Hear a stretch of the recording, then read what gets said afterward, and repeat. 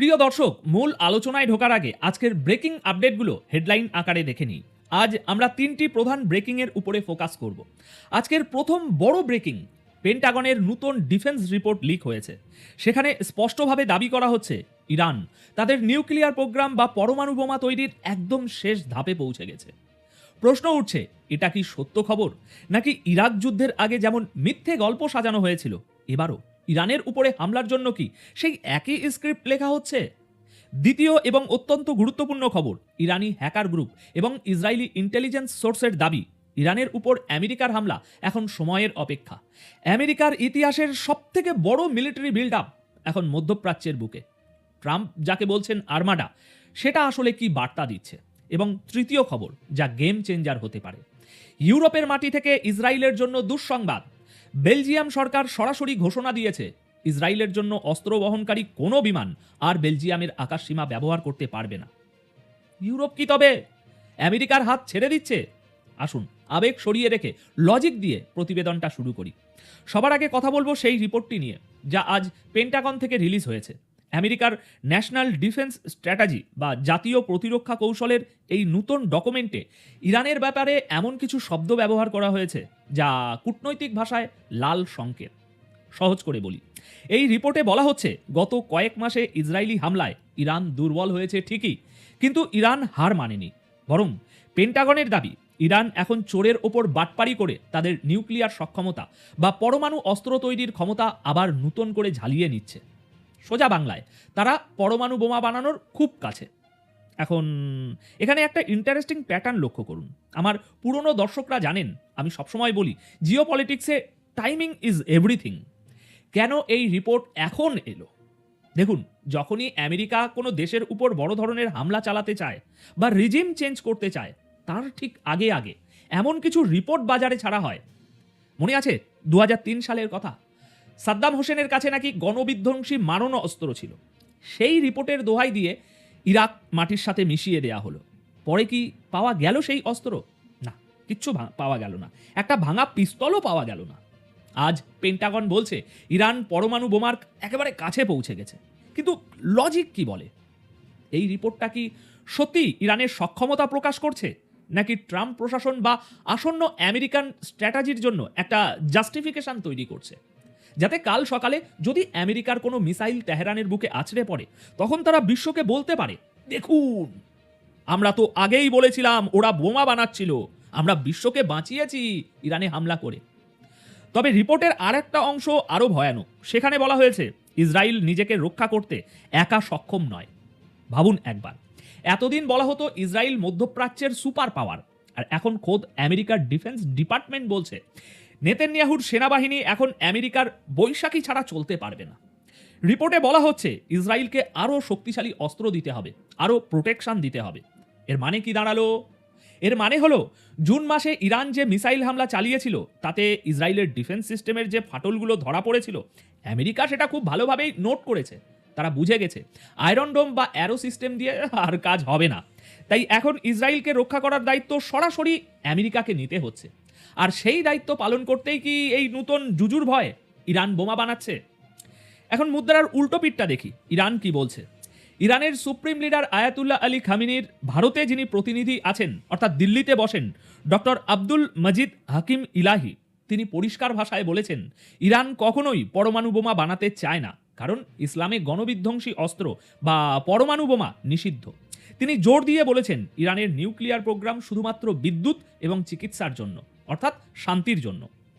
কিন্তু দর্শক, আসুন একটু প্র্যাকটিক্যাল হই। আমরা ইমোশন দিয়ে নয়, রিয়ালিটি দিয়ে একটুখানি বিচার করি। ধরুন আপনি এমন একটা পাড়ায় থাকেন যেখানে আপনার শত্রুর পকেটে লোডেড রিভলভার আছে, এখানে ইসরায়েলের কথা বলছি, যাদের অঘোষিত পরমাণু বোমা আছে, এবং পাড়ার মাস্তান মানে আমেরিকা প্রতিনিয়ত আপনাকে হুমকি দিচ্ছে যে আপনার ঘর ভেঙে দেব।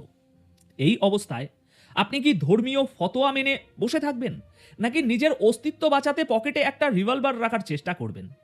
ইন্টারন্যাশনাল রিলেশনে একটা থিওরি আছে, survival of the fittest. Iran খুব ভালো করেই জানে গাদ্দাফির লিবিয়া বা সাদ্দামের ইরাকের কি হয়েছিল। তাদের কাছে পরমাণু বোমা ছিল না, ওই জন্যই তাদের পতন হয়েছিল। অন্যদিকে উত্তর কোরিয়ার দিকে তাকান, তাদের কাছে বোমা আছে বলেই আমেরিকা তাদের গায়ে হাত দিতে অতটা সাহস করে না, 10 বার ভাবে। তাই আয়াতুল্লাহ খামেনির প্রতিনিধি যাই বলুন না কেন বা ধর্মীয় ফতোয়া যাই থাকুক না কেন, পর্দার আড়ালে কি অন্য খেলা চলছে? পেন্টাগনের রিপোর্ট বলছে ইরান তার ইউরেনিয়াম এনরিচমেন্ট এমন পর্যায়ে নিয়ে গেছে যা বিদ্যুৎ তৈরির জন্য লাগে না, লাগে শুধু একটা জিনিসের জন্য, বম। তাহলে ইরান কি ফতোয়া পরিবর্তন করতে পারে? অস্তিত্ব সংকটে পড়লে ধর্মীয় ব্যাখ্যা কি পাল্টে যেতে পারে? এই প্রশ্নটা এখন $1 মিলিয়ন প্রশ্ন। কারণ ইরান যদি একবার বোমা বানিয়ে ফেলে তাহলে মধ্যপ্রাচ্যের পুরো সমীকরণ চিরকালের জন্য বদলে যাবে। আর আমেরিকা ও ইসরায়েল ঠিক এই ভয়টাই পাচ্ছে। এবার আসি গ্রাউন্ড রিয়ালিটিতে।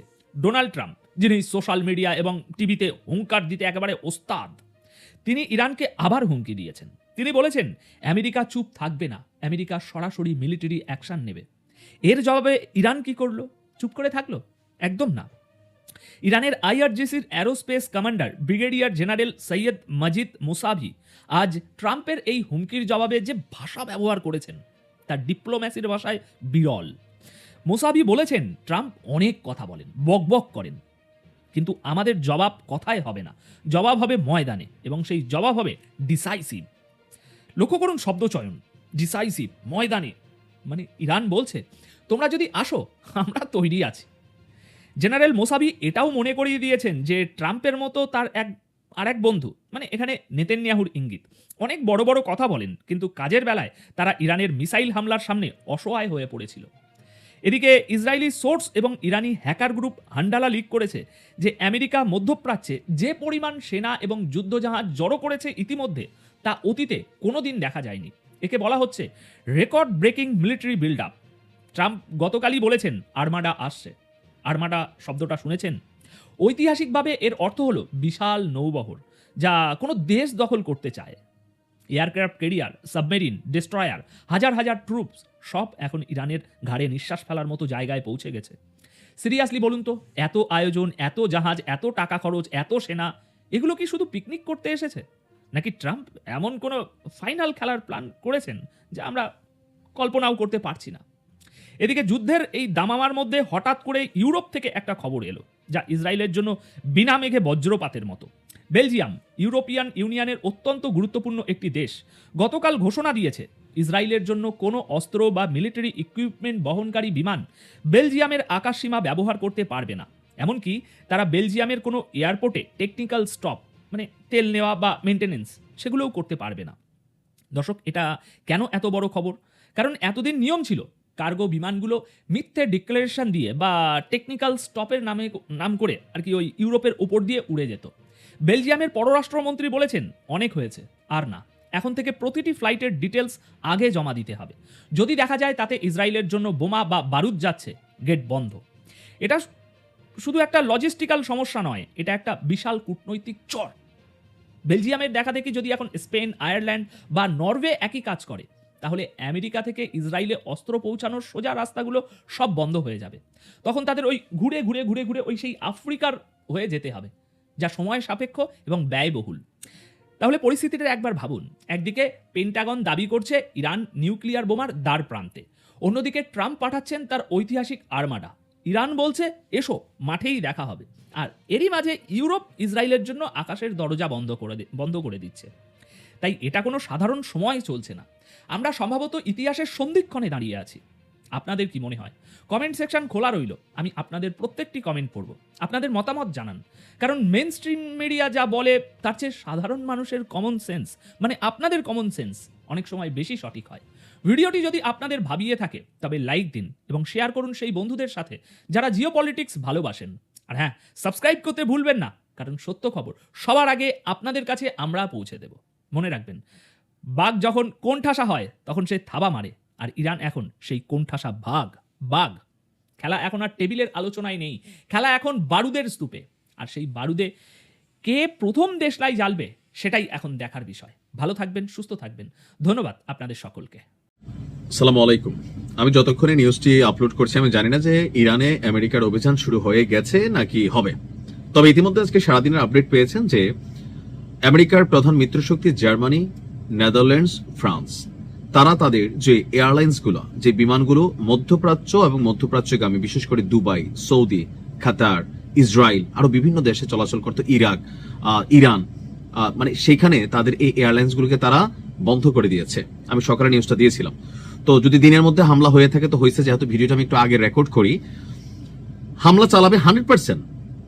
আজকে আন্তর্জাতিক গণমাধ্যমগুলো কিছু নিউজ দিচ্ছে, চাঞ্চল্যকর নিউজ, যে যুক্তরাষ্ট্র মধ্যপ্রাচ্য থেকে তাদের যে অতিরিক্ত সামরিক সম্পদগুলা, লাইক দামি দামি যুদ্ধ বিমান অথবা আরো যে অ্যাসেটগুলো আছে সেগুলো সরানো শুরু করে দিয়েছে 23 তারিখ থেকে। এমনকি এই তথ্যকে জানিয়েছে মার্কিন একজন ঊর্ধ্বতন সামরিক কর্মকর্তা, শাফাক নামক একটা নিউজকে এই তথ্য দিয়েছেন।